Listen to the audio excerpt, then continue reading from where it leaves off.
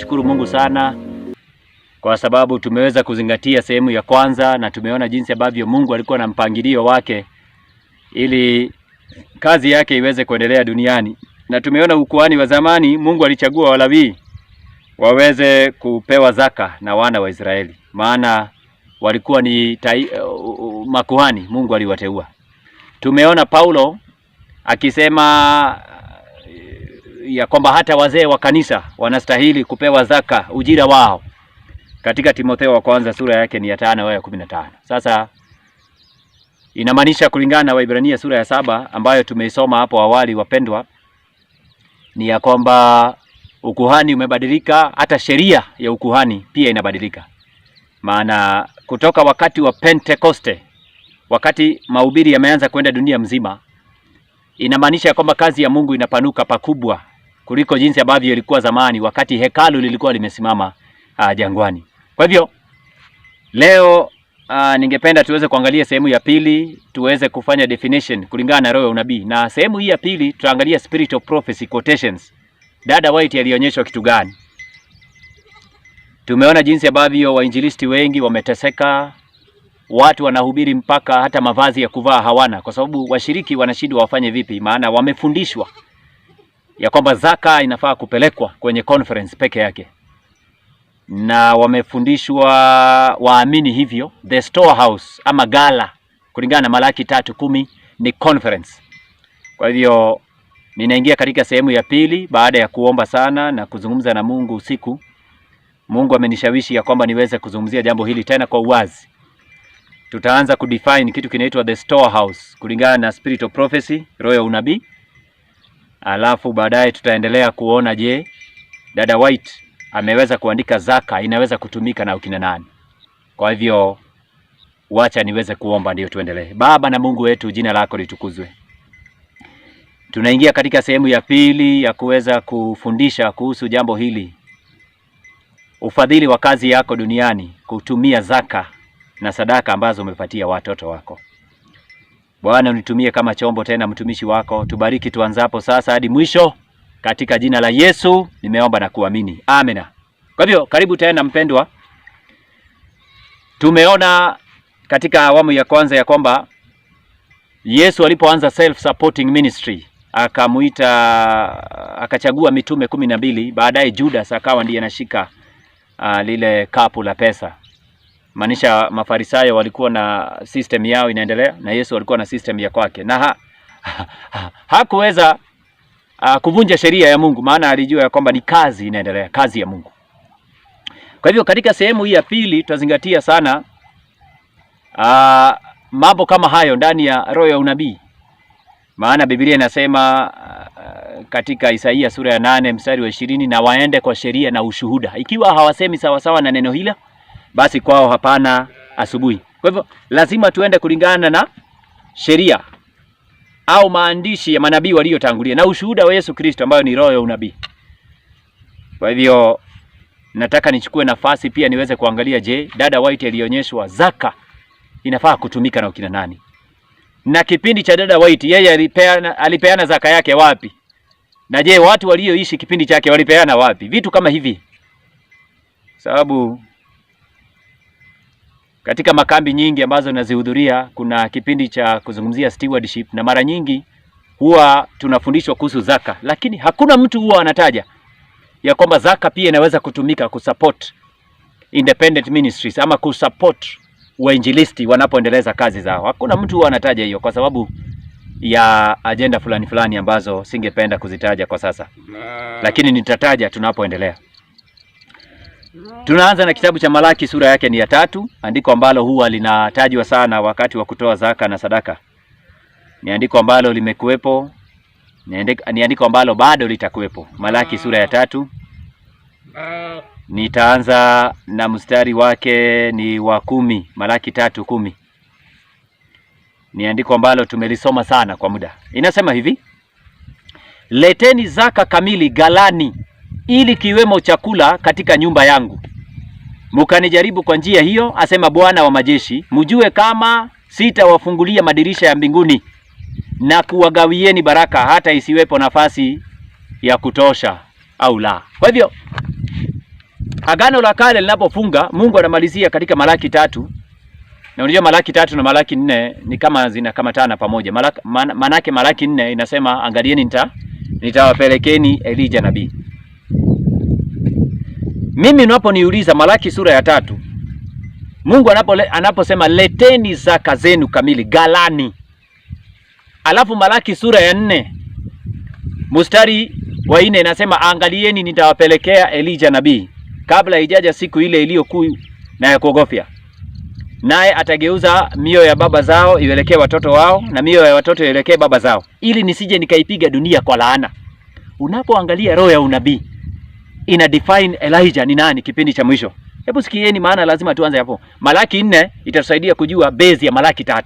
Maana Malaki 3 tunaambiwa tulete zaka, ihifadhi kazi ya Mungu ya mwisho duniani. Na kazi ya mwisho ya Mungu duniani iko katika Malaki sura ya 4. Na Malaki sura ya 4 imezungumzia Elijah ambaye atakuja. Hebu tuulize katika spirit of prophecy. Je, huyu Elijah ambaye atakuja ni nani? Huyu Elijah ndio tuweze kujua zaka hizi ambazo zinaingia galani. Galani ni wapi hasa? Maana kama hatutajua hivyo tutakuwa na matatizo mengi kuweza kuingia katika Agano Jipya. Tunaona matatizo mengi, maana tunaona Paulo akifanya mambo mengi tu ambayo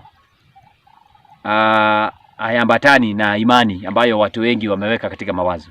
Ninasoma katika Testimonies volume 3 page 62 paragraph 1. Testimonies volume 3 page 62 paragraph 1. Dada White anasema hivi: Behold, I will send you Elijah the prophet before the coming of the great and dreadful day of the Lord. And he shall turn the hearts of the fathers to the children, and the hearts of the children to the fathers. Alafu anaendelea kusema, sikiliza. Here the prophet describes the character of the work. Those who are to prepare the way for the second coming of Christ are represented by faithful Elijah. As John came in the spirit of Elijah to prepare the way for Christ's first advent, the great subject of reform. Alafu anaendelea kwa mambo mengine. Anasema wale ambao wanajishughulisha katika kazi ya kuandaa dunia kwa ajili ya kuja kwa Yesu mara ya pili wanafananishwa na Elijah wa mwisho, sio mtu mmoja. Kwa hivyo ni watu wanaoingia katika kazi. Na tunaona katika Ufunuo sura ya 14 kuanzia mstari wa 6 hadi mstari wa 14 tunaona ujumbe wa malaika watatu wa mwisho unaoandaa dunia mzima kwa sababu ya nini? Ya mavuno. Kwa hivyo wale watakaojihusisha na ujumbe huo wa malaika wa kwanza, wa pili na watatu na wajitoe vikamilifu kwa ajili ya kazi ya mwisho, Biblia inasema wanafananishwa na Elijah. Roho ya unabii natueleza waziwazi wamefananishwa na Elijah muaminifu, the faithful Elijah. Kwa hivyo swali tunajiuliza, hiyo ni Malaki sura yake ni ya 4 na Malaki sura yake ni ya 3 kuanzia mstari wa 10. Inasema leteni zaka zenu zote galani, ili kiwemo chakula katika nyumba ya Mungu. Kwa hivyo gala, storehouse. Maana kwenye gala ndiyo kuna fedha ambazo zinaweza kufadhili kazi ya mwisho ya Elijah duniani. Na tayari roho ya unabii imetuambia those who are to prepare the world ni watu wanaojihusisha katika kazi hiyo ya mwisho, wanafananishwa na nani? Elijah mwaminifu. Kwa hivyo hii zaka ni ya kina nani? Hiyo ndiyo mada yangu sehemu ya pili. Kwa hivyo ningependa uweze kusikiliza na ufuatilie kadiri ambavyo Mungu atakavyotuwezesha. Tunaingia katika roho ya unabii kuweza kudefine kitu cha kwanza, gala ama storehouse ni nini? Storehouse ni wapi? Na tutajuaje storehouse kulingana na spirit of prophecy? Maana storehouse ndiyo mahali ambapo faithful Elijah ama Elijah mwaminifu atakavyoweza kutoa ufadhili wake wa kuweza kumaliza kazi ya Mungu duniani kipindi cha mwisho. Tumeanza na kitabu kinachoziita Counsels on Stewardship. Counsels on Stewardship. Page 35, paragraph 4. Counsels on Stewardship. Page 35, paragraph 4, CS. Inasema hivi: There are only two places in the universe where we can place our treasures: in God's storehouse or in Satan's. And all that is not devoted to God's service is counted on Satan's side and goes to strengthen his cause. Dada White anasema the storehouse, all that is not counted, all that is not devoted to God's service. Kwa hivyo storehouse ya Mungu ni mahali ambapo Mungu amedevote to his service, kazi ya mwisho. Na tumeona katika Ufunuo sura ya 14 kazi ya mwisho ni ujumbe wa malaika watatu. Kwa hivyo storehouse kulingana na roho ya unabii ni popote ambacho Mungu anatenga ili kazi yake iweze kuendelea. Storehouse. Maana unaweza kuweka hela zako kwenye storehouse ama ya Mungu ama kwa shetani. Na mahali ambapo kazi ya Mungu itaendelea kwa haraka inaitwa storehouse, maana inafadhili kazi ya Mungu iweze kuendelea. Hiyo ni ya kwanza.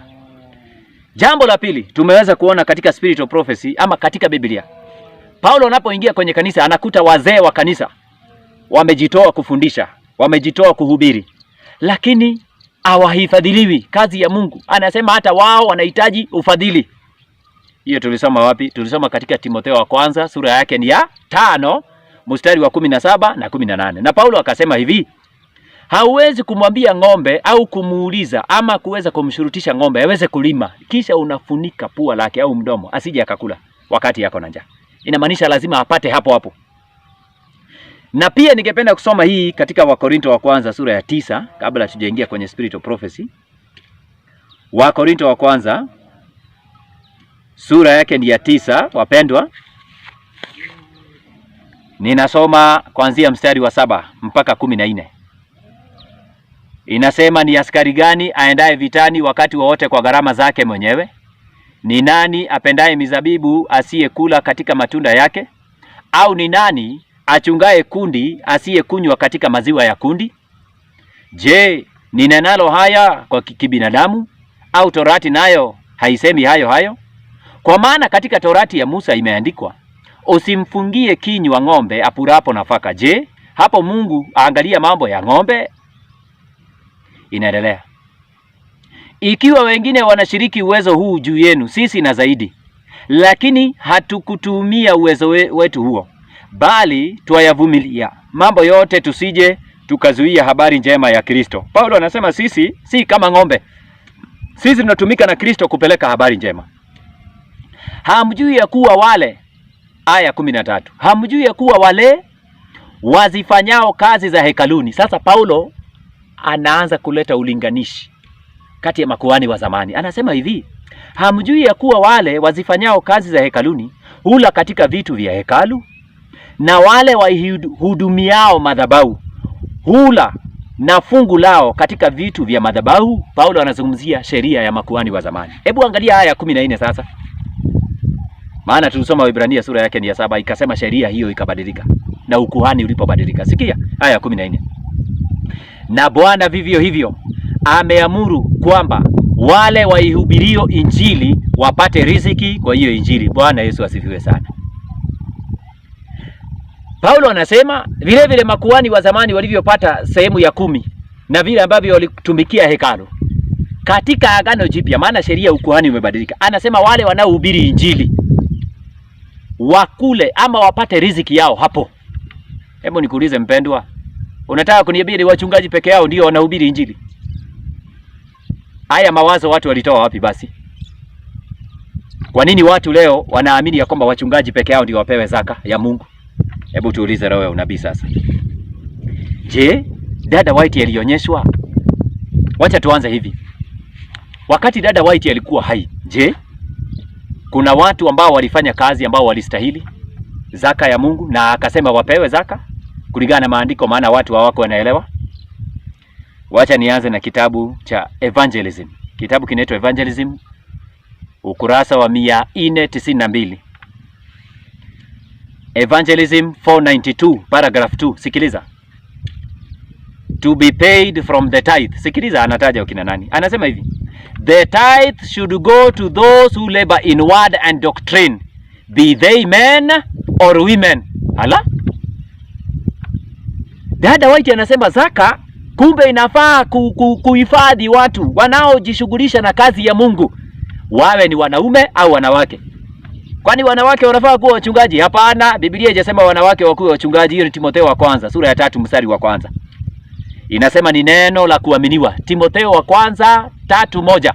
Ni neno la kuaminika. Mtu akitaka kazi ya askofu ama mchungaji atamani kazi njema, basi imempasa askofu awe mtu asiyelaumika, mume wa mke mmoja. Askofu, mchungaji ni mwanaume wa mke mmoja. Lakini hapa tunaona dada White anasema zaka katika Evangelism 492 paragraph 2 anasema the tithe should go to those who labor in word and doctrine, be they men or women. Ametoka katika manuscript series 149 manuscript release ya 1899 imetoka pale. Kwa hivyo bila shaka hapa tunaona ukuhani unaanza kubadilika. Inamaanisha zaka ya Mungu inafaa kutumika kusustain ama kusupport wale waliojitoa vikamilifu kwa kazi ya Mungu. Huo ni ushahidi wa kwanza. Ushahidi wa pili, tunaendelea pole pole. Testimonies for the Church volume 6 Testimonies volume 6 page 215 paragraph 1. Testimonies volume 6 page 215 paragraph 1. Dada White anasema hivi, Royal Nabii: our conferences look to the schools for educated and well-trained laborers, and they should give the schools a most hearty and intelligent support. Light has been plainly given to those who minister in our schools, teaching the word of God, explaining the scriptures, educating the students in the things of God should be supported by the tithe money. Anasema wale wameingia kufundisha Biblia kwa mashule zetu zinafaa kuwa na wainjilisti wale wanafundisha Biblia na si wachungaji. Ndio unaona mashule zetu zimelala. Unapata huko ndio kuna mambo mengi yanafanyika katika mashule ambazo za Kiadventista, maana hakuna watu wanafundisha Biblia. Dada White amesema wale wanafundisha Biblia kule wakuwe ni wainjilisti na wakuwe supported na tithe ya Mungu. Au hiyo ni kikundi kingine. Tunaendelea. Hiyo ni kikundi cha pili. Tunaendelea pole pole. Hebu tuendelee. Evangelism 477 paragraph 1. Evangelism. Dada White alipoangalia wainjilisti wanafundisha Biblia na hawapewi chochote. Hebu sikiliza vile alivyosema. Evangelism 477 paragraph 1.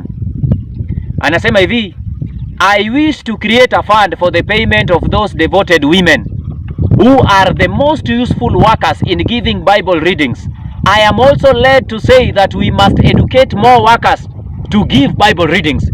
Hawa ni wanawake waliojitolea. Na wengine walikuwa wanatembea na Paulo katika Wafilipi sura yake ni ya 4. Hawa walijitolea. Mtu anafundisha Biblia mchana kutu anafundisha, lakini halipo ina zaka. Dada White akasema hapana, tuwekeni kando. Hawa wanawake wanafaa kupewa ujira na wanafaa kupewa zaka ya Mungu.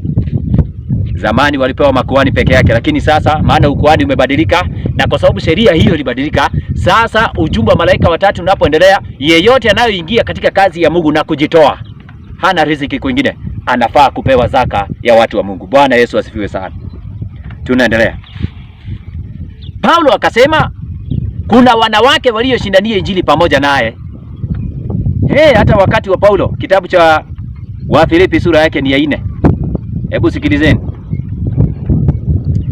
Mstari wa 3, Paulo anasema, naam, nataka na wapewe pia na wewe pia mjoli wa kweli uwasaidia wanawake hao, kwa maana waliishindania injili pamoja nami na Clementi naye na wale wengine waliotenda kazi pamoja nami, ambao majina yao yamo katika kitabu cha uzima. Kwa hivyo hawa wanawake walipojitolea kwa ajili ya kazi ya Mungu, Paulo alijua, na Paulo akasema hakuna mtu anaenda askari hawezi kwenda vita kwa gharama yake. Na hawa wanawake walifadhiliwa na kanisa la kwanza. Kwa nini makanisa ya leo hayawafadhili wainjilisti? Ni kwa sababu wachungaji hawataki wainjilisti waweze kupewa zaka. Mpango wa Mungu umeondolewa. Ninajua wainjilisti wengi wamehubiri kwa miaka nyingi, wengine wamenijenga hata kiroho, lakini ukiangalia mahali wanaishi mpaka sasa unataka kulia. Maana wachungaji walisema na wakaeka mikakati wainjilisti mpaka waende shule wasome. Hiyo ni uongo. Hakuna Biblia na Roho Nabii ilifundisha mambo kama hayo. Hebu sikilizeni. Watu waliojitokeza kufundisha Biblia wanafaa kupewa zaka kama sehemu yao. Ninaendelea. Councils for the church, page 310. Kikundi kingine ambacho kinafaa kupewa zaka ni kikundi kigani? Councils for the church, page 310. Alafu nitakuja pia niweze kuzungumzia, je, conference ndio inafaa kukueleza mahali upeleke zaka? Conference ndio inafaa kupeana zaka, kudisperse zaka. Na kuna jambo lingine pia nitazungumzia, zaka ya Mungu leo imewekwa kwa stock exchange. Imenunua mashamba na imekaa kwenye benki. Maana ni nyingi. Hawataki kupatia wainjilisti na wale wanafanya kazi ya Mungu. Wanajiwekea ili iweze kupata nini, faida nyingi, wagawe miongoni mwao. Ikifika sehemu fulani za miaka, unaona watu wanaenda vacation na zaka ya Mungu. Zaka, wacha kwanza nifundishe. Mungu anijalie. Hebu angalia kikundi cha tatu ambacho kinafaa kutumia zaka. Councils for the church. Ninasoma page 310, paragraph 4. Councils for the church, page 310, paragraph 4. Inasema hivi: the physician should labor equally with the minister, and with as much earnestness and thoroughness for the salvation of the soul, as well as for the restoration of the body. Some who do not see the advantage of educating the youth to be physicians, both of mind and of the body, say that the tithe should not be used to support medical missionaries. Ati kuna watu wanaangalia kazi ya medical missionary ambayo imedharauliwa sasa nchini Kenya. Unaona makambi zetu tumedharau. Makambi, tunaleta madaktari wa dunia wanakuja kufundisha. Madaktari wa mata, nilikuwa kwenye makambi mengine, nikaona madaktari wa mata wamekuja kuweka hema, ati wanapima watu, wanapatia watu madawa. Mpango wa Mungu umeondolewa. Dada White anasema medical missionaries, wale wanafanya kazi ya kuhudumia watu katika mambo ya afya na kufundisha mambo ya afya, mchana na usiku, hawapati riziki, wanafanya hapo. Ndio unaona wakati dada White aliandika akasema kuna watu wanasema medical missionaries wasipewe zaka. Wamekosea sana. Kikundi cha tatu ambacho kinafaa kufadhiliwa na zaka ni medical missionaries. Wale wamejitoa kwa ajili ya kazi hiyo. Si wachungaji. Hawa ni wainjilisti, watu wamejiingiza kwa kazi ya medical missionaries. Ndio naona medical missionaries sasa Kenya hii inakufa. Maana watu waliingia kwa kuuza vitu. Wengine wanauza makaa, wengine wanauza miti, wengine wanaingia kwa biashara za uongo. Kwa sababu gani? Hawajapewa zaka. Mpango wa Mungu ni ya kwamba kanisa iwakusanye medical missionaries na iweze kuidentify huyu na huyu na huyu, na wao wanapatiwa zaka. Sio wachungaji peke yake. Ndio unaona kazi ya Mungu itaenda kwa njia ambayo ni ngumu. Maana washiriki wengi katika makambi zetu watufundishi washiriki ya kwamba medical missionaries wapewe zaka. Ni lini ulisikia mchungaji akisema hivyo? Maana akidhubutu kusema hivyo anajua zaka itaanza kupungua. Maana mara nyingi hawafundishi ukweli. Watu wanaofundisha ujumbe wa kweli wako viwanjani, wako kule wakitembea watu wakifundisha Bible readings. Wanafaa kupewa zaka. Hawafai kuhangaika duniani. Na washiriki wa kanisa la Mungu wako wanafaa kutoa sehemu ya zaka yao wawapatie. Lakini washiriki wanasema tukifanya hivyo tutakuwa tunaibia Mungu. Hapana, tutakuja kuangalia spiritual prophecy. Roho ya unabii inasema unafaa kufanya hivyo. Unafaa kuangalia ministry za watumishi wa Mungu, wale wanahubiri ujumbe wa kweli. Wapatieni zaka zenu. Zaka ni ya kuendeleza kazi ya kweli. Medical missionaries wapewe zaka. Roho ya unabii imesema. Tumesoma Councils for the Church. Tunaendelea. Testimonies for the Church volume 3. Testimonies for the Church volume 3. Ukurasa wa 553, 553. Paragraph 2. Testimonies for the Church volume 3. Page 553, paragraph 2. Inasema hivi. Wacha nianzie paragraph ndio hiyo. Inasema huyu ni ndugu fulani alikuwa anahubiri. Brother R, jina lake limeondolewa. Is too cold and unsympathizing. He does not come directly to the hearts by the Christian simplicity, tenderness and love which characterized the life of Christ. In this respect, it is essential that every man who labors for the salvation of souls should imitate the pattern given him in the life of Christ.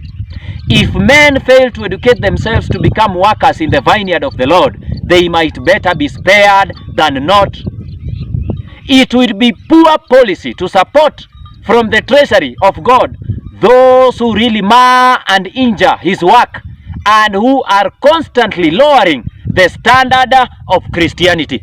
Haitupaswi kuwapatia. Haitupaswi. Wale wanaoinja kazi ya Mungu popote pale, haitupaswi kuwapatia zaka zetu. Sikiliza mshiriki wa kanisa la Mungu. Mchungaji yeyote yule mwenye unaona maisha yake huyu anaharibu kazi ya Mungu, haitupaswi kupeleka zaka zetu hapo, maana Mungu atakuuliza. Washiriki wengi wanasema acha tupeane zaka tu, tusifuatilie sana vile ambavyo inatumika. Hapana, hiyo ni uongo. Nitakusomea roho ya unabii sai. Mungu atakuuliza kwa nini unapeleka zaka hapo. Mungu atakuuliza. Hiyo nitakusomea. Maana hiyo nimesikia watu wengi wanasema kila mahali, tupeane tu zaka, tusifuatilie sana, Mungu ndiye atawauliza. Hapana, Mungu atakuuliza wewe kwanza. It is your individual responsibility. Kwanza Mungu, roho ya unabii nasema unafaa kuwauliza wanatumia zaka kwa njia gani. Hiyo nitakusomea. Hiyo sababu nimeleta part B. Nimeleta hiyo ili washiriki waweze kufunguka macho, wajue kazi ya Mungu itaenda kwa njia gani. Najua si wengi watafurahia ujumbe ambao nimetoa. Ninajua hata kwa mawazo najua nitakuwa maadui ya watu wengi. Lakini waacha nizungumze kweli, watumishi wa Mungu waweze kuhifadhiwa, kazi ya Mungu iweze kumalizika duniani. Bwana wabariki sana. Wacha niangalie nyingine. Medical missionaries wanafaa kupewa. Watu wengine wanaitwa Bible workers. Testimonies volume 3 page 553.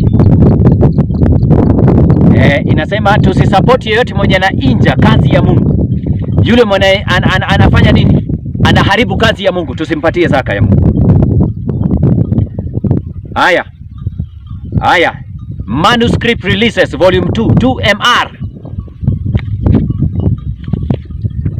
Hebu sikiliza dada White. Sasa hapa ndiyo kuna mambo. Waacha hiyo nimesoma. Hii sasa ndiyo kuna maneno. Hebu sikiliza.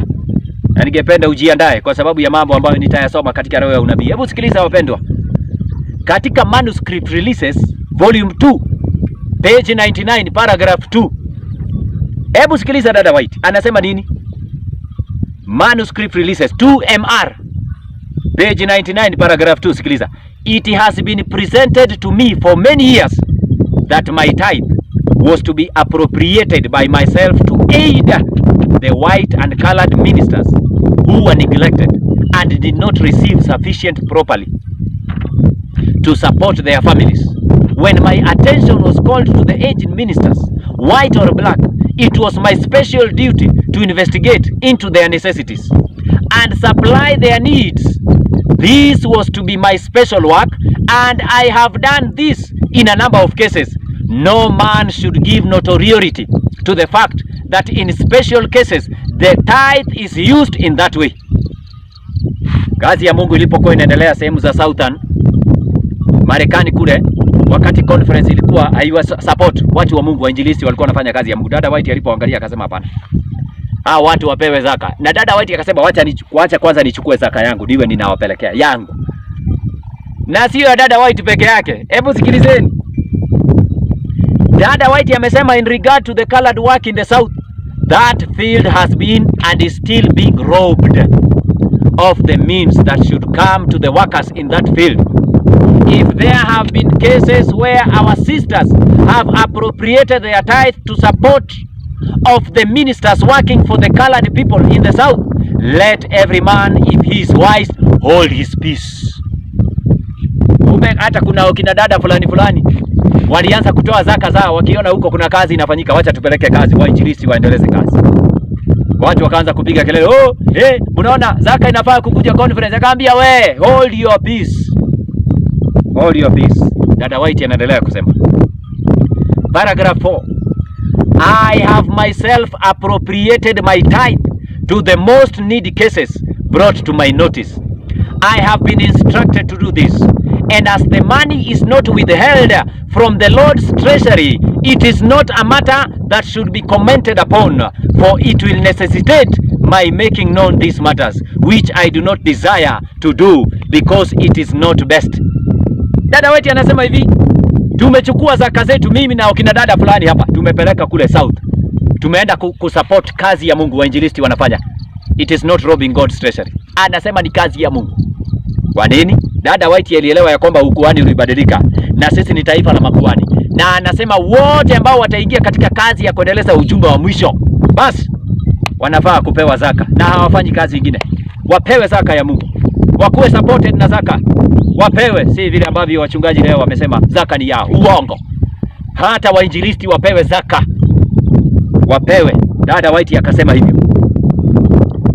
Anaeleza Manuscript Releases Volume 2 page 100 paragraph 1. Sikiliza. Hebu acha nianzie paragraph 1. Some cases have been kept before me for years, and I have supplied their needs from the tithe as God has instructed me to do. And if any person shall say to me, Sister White, will you appropriate my tithe where you know it is not needed? I shall say, yes, I will. And I have done so. And I commend those sisters who have placed their tithe where it is most needed to help to do a work that is being left undone. Bwana Yesu asifiwe sana. Dada White anasema heko kwa wale ukina dada ambao wametoa zaka zao kuweza kufadhili kazi ya Mungu. Kazi ambayo haifanyiki na conference. Kazi mingi hazifanyiki. Medical missionary work hazifanyiki. Kazi ya kuhubiria Waislamu. Kazi ya kufundisha watu ndani ya magereza. Wale wanaojitoa kupeleka ujumbe huo. Ministries za watu wa Mungu. Wale wanaweka debate na wanafundisha Waislamu. Dada White anasema Mohammedism itainuka duniani kipindi cha mwisho, na wanataka watu watakaojitoa wapeleke ujumbe, wahubirie watu, waweke, waite hata Waislamu wafanye debate, wafundishe. Kazi hiyo ni kubwa na ni kazi ambayo haifanyiki. Dada White akasema heko kwa kina dada waliotoa zaka, tithe money, wakapatia hawa wainjilisti waendeleze kazi hiyo. Akasema heko. Hebu jaribu leo hapa Nairobi. Jaribu enda pale kwa wachungaji waambieni, unajua kuna wainjilisti tunafaa kuwapatia zaka. Uone vile utatolewa mbio hapo. Tena utaitwa offshoot, utaambiwa wewe unaanza kuleta mafundisho mapotovu. Hapana. Hapana. Storehouse ya Mungu ni kubwa. Bwana Yesu asifiwe sana. Storehouse ya Mungu ni kubwa. Dada White akasema I commend those sisters. Ninawapatia pongezi na heko, maana wameweka pesa zao kusupport kazi ambayo haifanyiki na conference. Anaendelea kusema I send this matter to you so that you shall not make a mistake. Circumstances alter cases. I would not advise anyone that should make a practice of gathering up the tithe money. But for years, there have now and then been persons who have lost confidence in the appropriation of the tithe, who have placed their tithe in my hands and said that if I did not take it, they would themselves appropriate it to the families of the most needy ministers they could find. I have taken the money, given a receipt for it, and told them how it was appropriated. Watu wakasema wakati wa Dada White, hii zaka tunapeana pale conference, hatuoni vile inafanyika, hatuoni. Wacha tupatiane hawa ministers, watu wa Mungu, watumishi wa Mungu wanafanya kazi hapa inaonekana, wacha tuwapatie zaka. Kama hautachukua Dada White tutawapatia. Akasema leteni, mimi nitawapelekea, alafu nitawaandikia ma receipts. Kwa hivyo mpango wa Mungu ni ya kwamba zaka itumike kufanya kazi ambayo haifanyiki hata na conference. Mtu anaweza anza kuuliza hii ni mambo gani sijawahi kusikia? Haujawahi kusikia? Ndio sababu Mungu ametushurutisha tuweze kuweka wazi. Maana Kenya hii kuna wainjilisti wengi wamekufa moyo, wamekufa kiroho. Kwa sababu gani? Hawajui vile wanaweza kukula. Na watu wa Mungu wako na pesa, wamefundishwa na conference wapeleke zaka conference peke yake. Ati wachungaji ndio wao wanatumia zaka. Na jambo hili likawa limenitatiza. Wakati unapeleka zaka kwenye conference, Dada White anasema usisupport watu ambao maishani mwao wanaitilafiana na ujumbe wa kweli. Mfano, katika Councils on Diets and Foods CD, Councils on Diets, page 404, paragraph 3. Councils on Diets, page 404, paragraph 3. Dada White anasema hivi, ndio kina nani hawafai kutumia zaka ya Mungu kando na wale wanauza maploti na mashamba. Hao ndio wafanya biashara, waachane na zaka ya Mungu. Kwanza, kulingana na Biblia na roho nabii, Walawi Mungu aliwatenga akasema hawana urithi na sehemu. Zaka ndiyo sehemu yao. Kwa hivyo ukiona mtu yote mchungaji anafanya biashara ya kuuza mashamba, anauza maploti na anakula zaka, umwambie yeye ni mkora na Mungu atamhukumu. Mwambieni kwa upole, wachana na zaka. Hii zaka ni ya kazi ya Mungu. Wewe unakula zaka na unauza maploti, na kuna wainjilisti wanaenda njaa, familia zao wako njaa na wako na ujumbe wa kweli, wanahubiri mchana na usiku, watu wa Mungu wanalala njaa. Wewe unauza maploti na unakula zaka. Ai,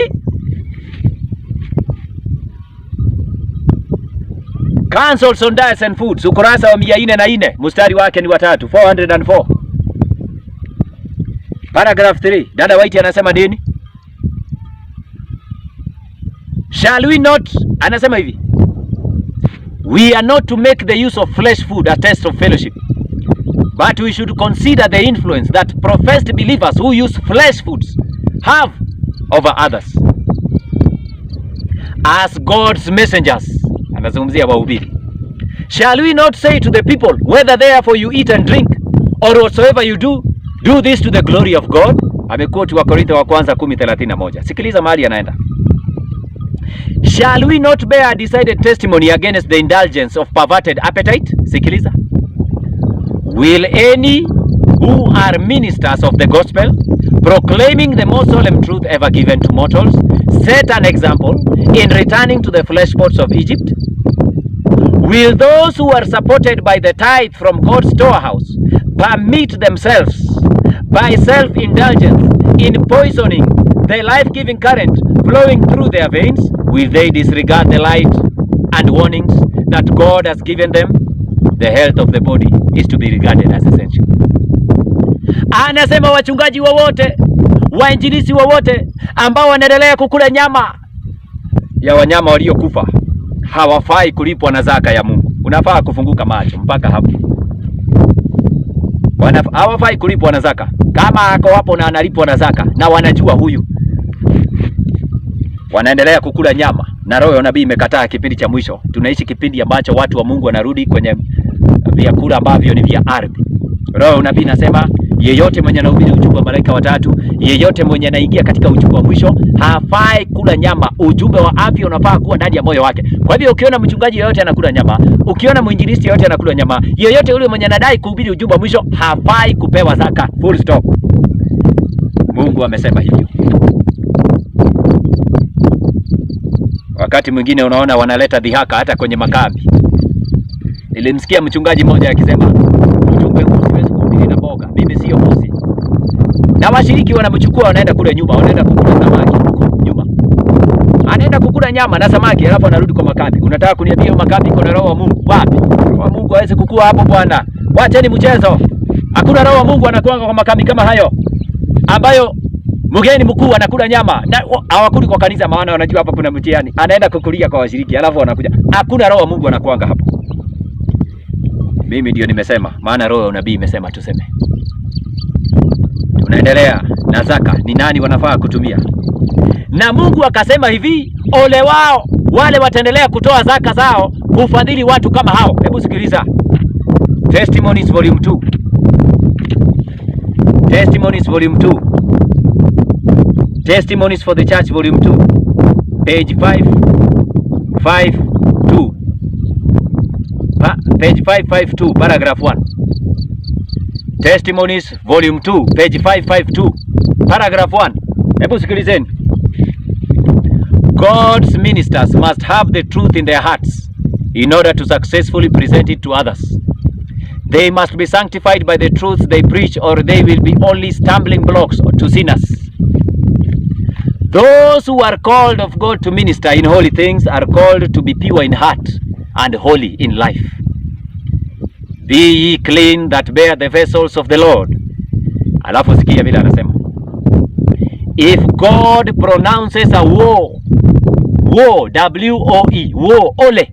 Yani Mungu akitamka ole. If God pronounces a woe upon those who are called to preach the truth and refuse to obey, a heavier woe rests upon those who take upon them this sacred work without clean hands and pure hearts. As there are woes for those who preach the truth while they are unsanctified in heart and life, so there are woes for those who receive and maintain the unsanctified in the positions which they cannot fill. Mungu anasema kuna ole nyingi. Ole ya kwanza ni kwa wale wahubiri au wachungaji ambao wako katika ministry au kazi ya Mungu wanadai, lakini maisha yao hawatilii maanani ujumbe wa kweli, wala hawaishi ukweli ambao Mungu ameweza kufunua. Ole wao. Na roho nabii nasema ole ya pili inaanguka kwa watu wanao wapokea, receive and maintain them in those positions. Wale wanao wapokea. Mzee wa mchungaji wetu, wewe barikiwa sana, na bado wanao maintain. Kwa kuwa maintain kwa kuwapatia zaka, Mungu amekataa. Anasema ole kwako. Ole kwako wewe utakaendelea kufanya nini? Kumpokea. Wewe ambaye utaendelea kumaintain na zaka zako, na unajua maisha yao hayaambatani na Biblia na roho nabii na ukweli ambao Mungu ametupatia, ukweli wa kipindi cha mwisho, ujumbe wa malaika wa kwanza, wa pili na watatu. Wapendwa, tunaendelea kusoma quotations za spiritual prophecy. Unapoangalia kipindi cha mwisho ni kipindi cha hatari sana. Hata mimi wakati mmoja nilikuwa nina fikiria hivyo. Nilikuwa nafikiria ya kwamba wacha tupeane zaka, tusiulize ni wapi zinapelekwa ama zinatumiwa kivipi. Huo ni uongo mkubwa. Mara nyingi tulikuwa tunafanya hivyo. Tulikuwa tunafundisha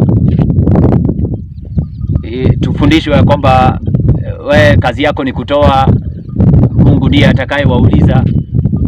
Sisi tusijihusishe na kazi ya kuuliza inatumika kivipi ama inafadhiliwa kivipi. Usisahau ya kwamba katika Matendo ya Mitume sura yake ni ya 2. Wacha kwanza nikusomea andiko ndio niweze kusoma quotation moja ambayo inaweza kutusaidia tuweze kuelewa Mungu amesemaje kuhusu jambo hilo. Je, inatupaswa kuuliza ama tujamaze? Sisi kazi yetu ni kupeana na kunyamaza. Kwa hivyo wakati mitume au kanisa la kwanza lilikuwa linaitisha, mitume walikuwa wanaitisha mali ya watu, maana watu walileta mali zao kwa ajili ya kufadhili kazi ya Mungu. Historia ya Biblia inasema katika kitabu cha Matendo ya Mitume, hapo ndio nitasoma kidogo ili tuweze kuelewa. Biblia inasema sura yake ni ya 2, Matendo ya Mitume sura ya 2 aya ya 44. Biblia inasema na wote walioamini walikuwa mahali pamoja na kuwa na vitu vyote shirika, wakiuza mali zao na vitu vyao walivyokuwa navyo na kuwagawia watu wote kama kila mtu alivyokuwa na haja. Na siku zote kwa moyo mmoja walidumu ndani ya hekalu, wakimega mkate nyumba kwa nyumba na kushiriki chakula chao kwa furaha na kwa moyo mweupe. Sasa walipokuwa wanapeleka mali zao, kisa ambacho kinajulikana sana katika Matendo ya Mitume sura yake ni ya 5. Matendo ya Mitume sura yake ni ya 5 inasema, lakini mtu mmoja jina lake Anania pamoja na Safira mkewe aliuza mali, maana walitakiwa kuleta zaka, walitakiwa kuleta mali. Akazuia kwa siri sehemu ya thamani yake. Mkewe naye akijua haya, akaleta fungu moja akaliweka mikononi mwa mitume. Petro akasema, Anania, kwa nini shetani amekujaza moyo wako umwambie uongo Roho Mtakatifu na kuzuia kwa siri sehemu ya thamani ya kiwanja? Kulipokuwa kwako hakikuwa mali yako, na kilipokuwa kimekwisha kuuzwa thamani yake haikuwa katika uwezo wako. Ilikuwaje hata ukaweka neno hilo moyoni mwako? Haukumwambia uongo mwanadamu bali Mungu. Anania aliposikia maneno hayo akaanguka akafa. Hofu nyingi ikawapata watu wote waliosikia hayo. Watu wamefikiria kwamba pesa za Mungu hatuwezi kuuliza zinatumika kivipi. Watu wanafikiria hata saa hii. Na hii ndio kipindi cha ajabu historia ya dunia, maana watu wengi wanapopeleka zaka zao kwenye conference, wao wanakaa kwa nyumba, wana imani ya kwamba zinatumika vizuri. Kiza cha Nadia kinatuambia lazima tuwe accountable kwa mali ya Mungu. Maana usipokuwa accountable, mitume waliweza kuuliza wapi pesa? Maana mumeleta, hii ndio mali yote mumeleta. Kalewa ndio tumeleta, maana walikuwa wanadanganya. Na maana roho wa Mungu alikuwepo tena kwa uweza mwingi. Walikufa wakazikwa. Hebu tuulize roho nabii, je, leo hivi inatupasa tuulize ama inatupasa tupeleke zaka kwa mtu yeyote yule alafu tutulie? Hapana, unafaa kuuliza inatumika kivipi.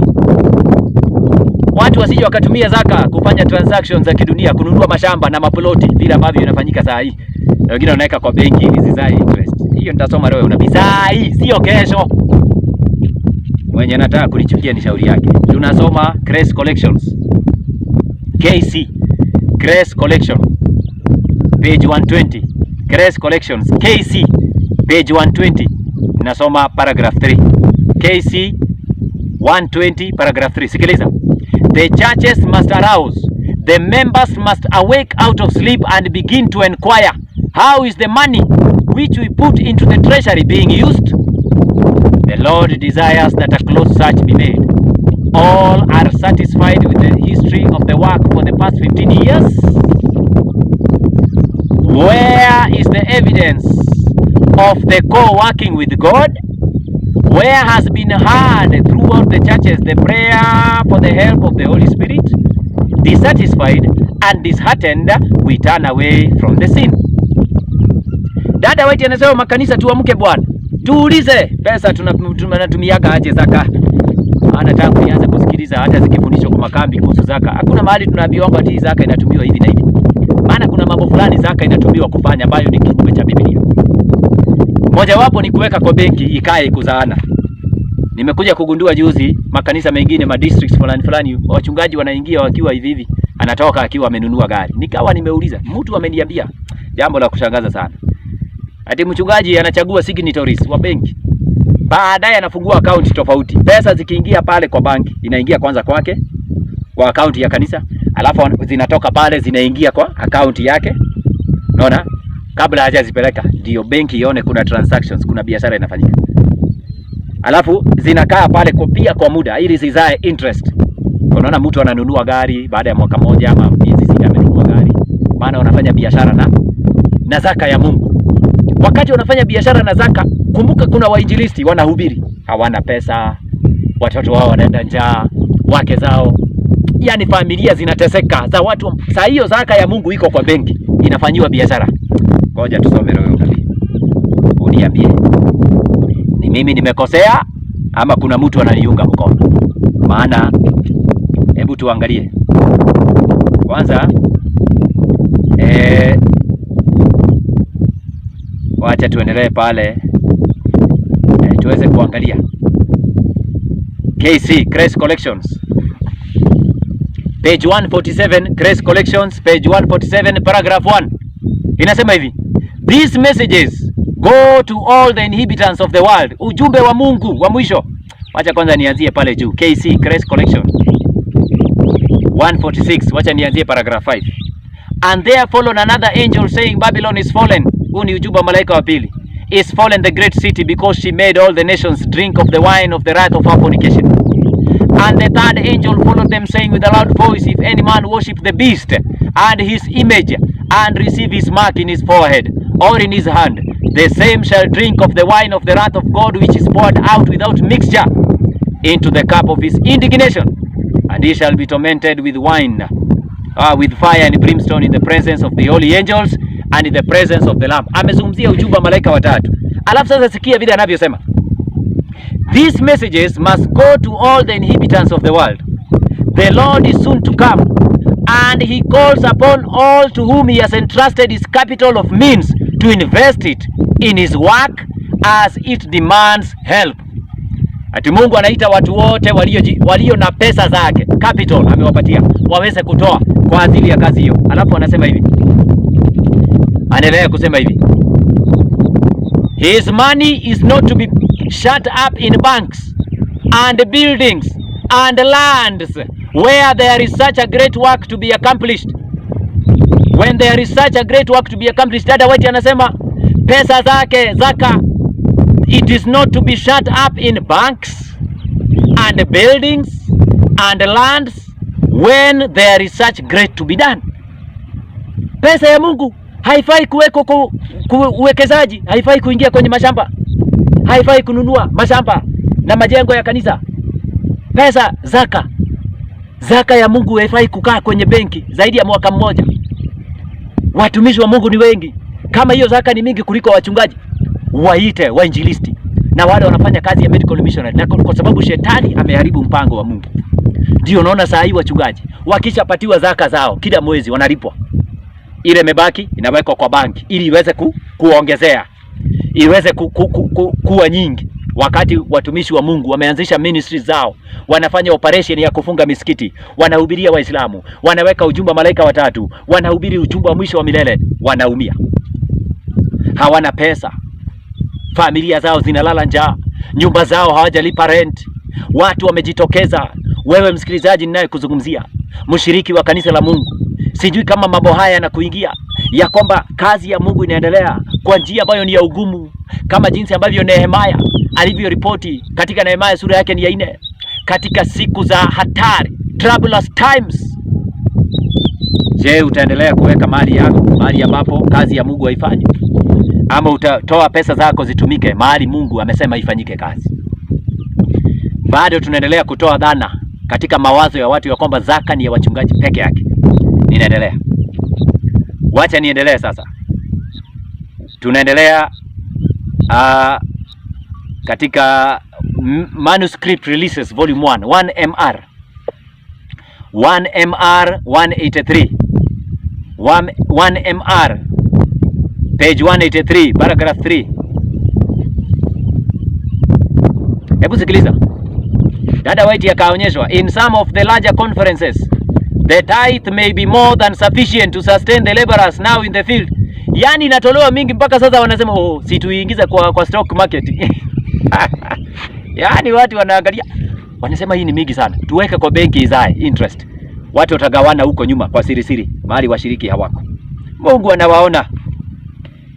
It is more than sufficient to sustain the laborers now in the field, but this does not sanction its use for any other purpose. Dada White amesema isitumike kwa kazi nyingine. Kama wachungaji wako pale wamelipwa na hiyo pesa bado ni mingi, isitumike kwa kazi nyingine kama kununua mashamba, kununua maploti, kuwekeza kwenye hisa. Isitumike. Anasema ipelekwe wapi? If the conferences were doing the work that God desires them to do, there would be many more laborers in the field. Kama conferences zingekuwa zinafanya kazi ambayo Mungu amekusudia zaka iweze kufanya, saa hii kungekuwa na laborers wengi hawasumbuki na familia zao. Wainjilisti wengi wangekuwa kwa kazi na wangekuwa wanalipwa na zaka. Lakini saa hii enda pale kwa conference, ambia wachungaji wa conference tunataka hawa lay people pia.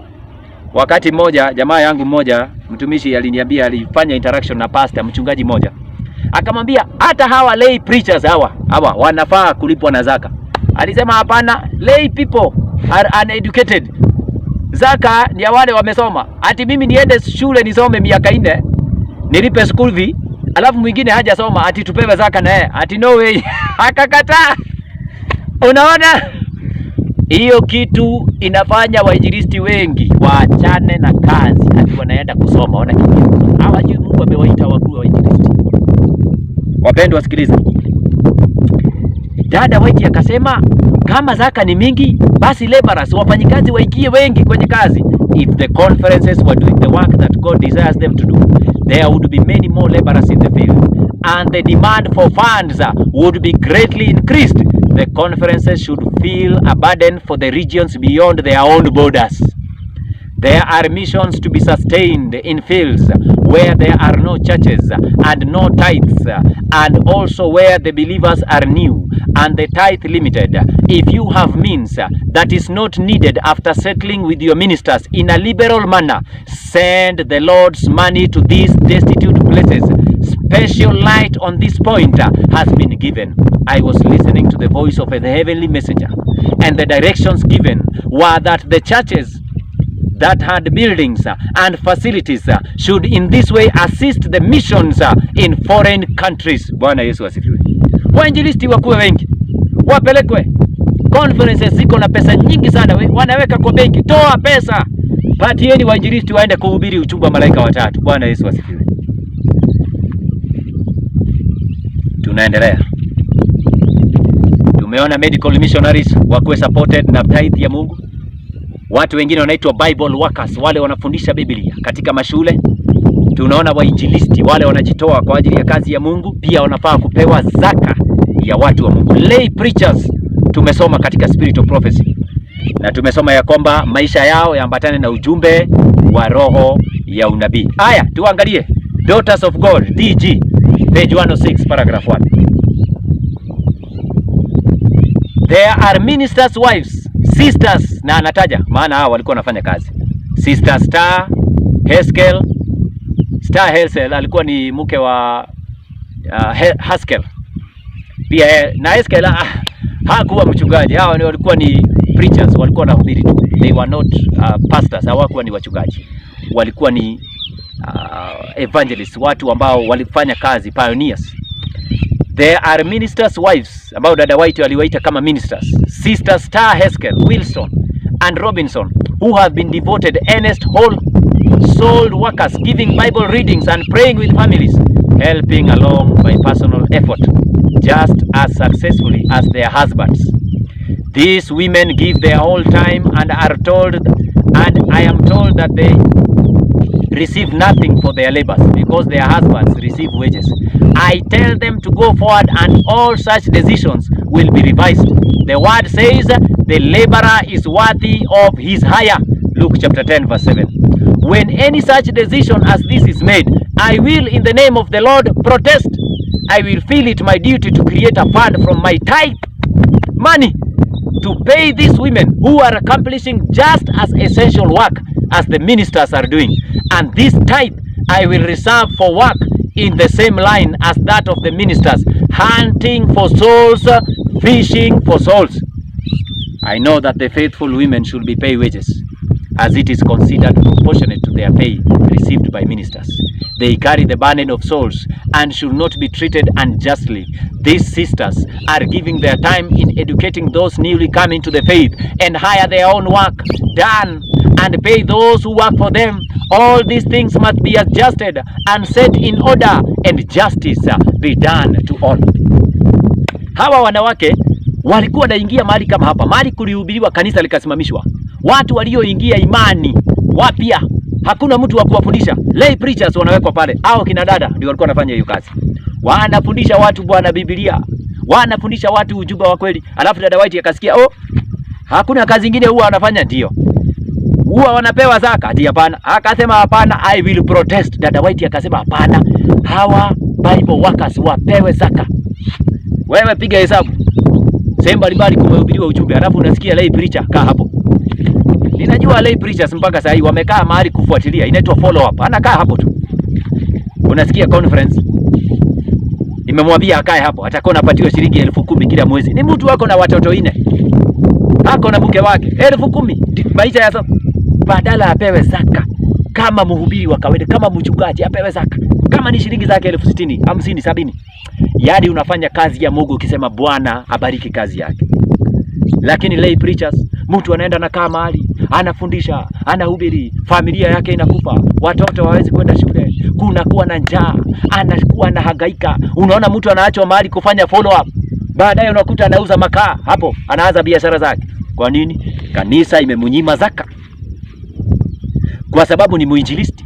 Biblia na roho ya unabii nasema wainjilisti wapewe zaka. Bible workers, wale wanafundisha watu Biblia, wakienda door to door, wakifuatilia mambo ya follow up, walipwe kwa zaka, wapewe tithe. Tithe ni yao. Washiriki wafunguke macho, supportini watu kama hao wanaofanya kazi ambayo haifanyiki na conference. Bible workers wapewe tithe. Huo ni ushahidi mwingine. Ninaendelea. Katika Testimonies volume 6 page 417 paragraph 1. Testimonies volume 6 page 417 paragraph 1. Dada White anasema It is high time that the members of our churches made decided efforts to sustain the men who are giving the last message of mercy to the world.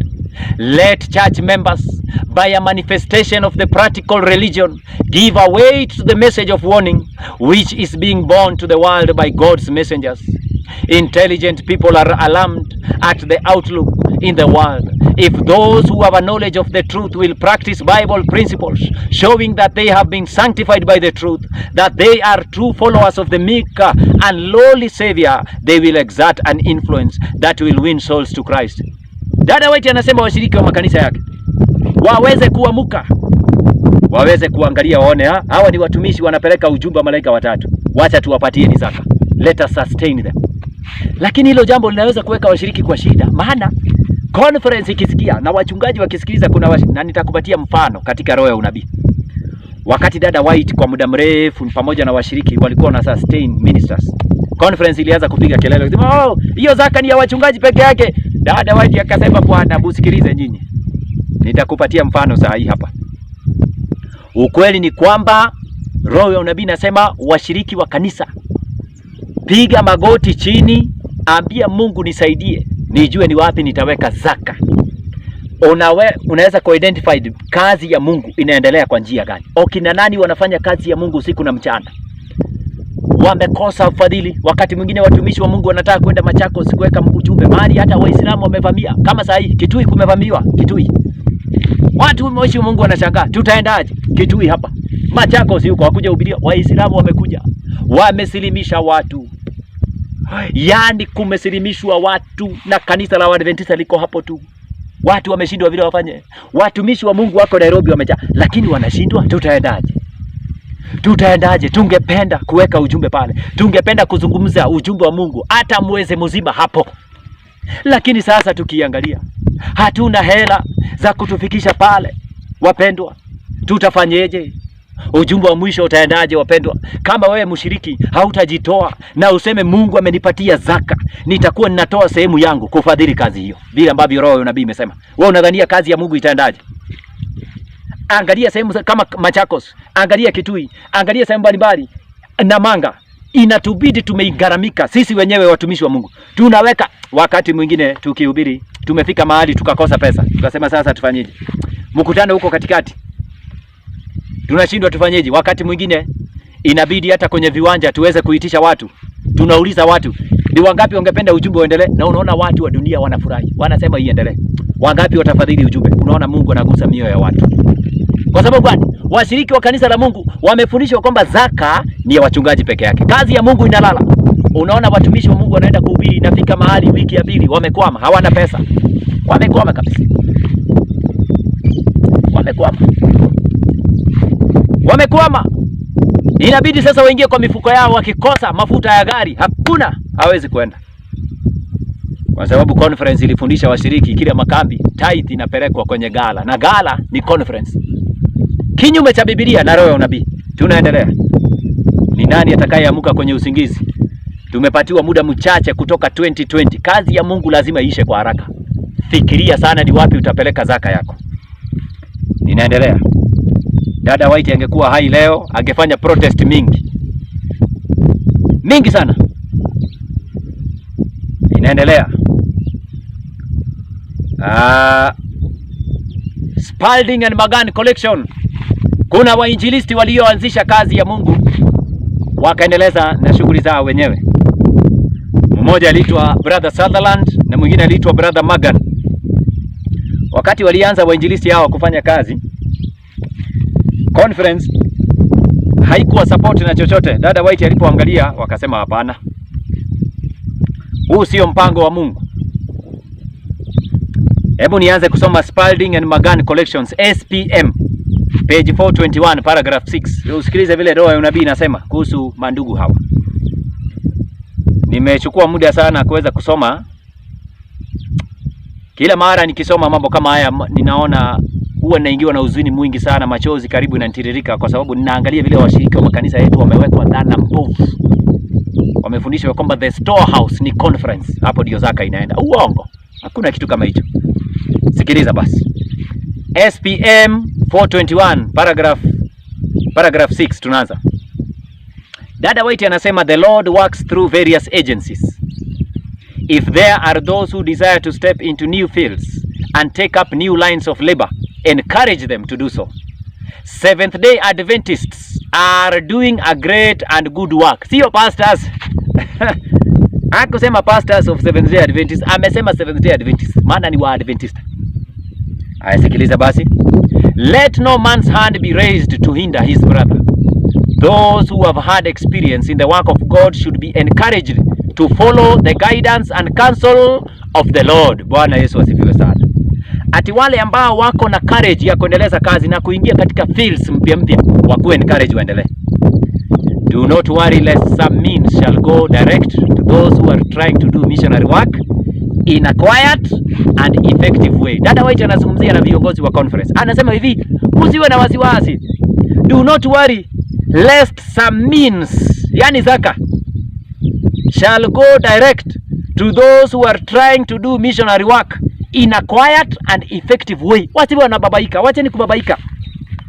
Mpango wa Mungu ni ya kwamba sehemu fulani ya zaka, washiriki wengine wanaweza kuwa na zaka zao, waone hapana, kuna kazi inaendelea huku. Wacha tupeane direct zaka zetu kwa wale watumishi tunaona wanafanya kazi. Dada wote anasema nyinyi conference, wachungaji wa conference, do not worry. Sikiliza.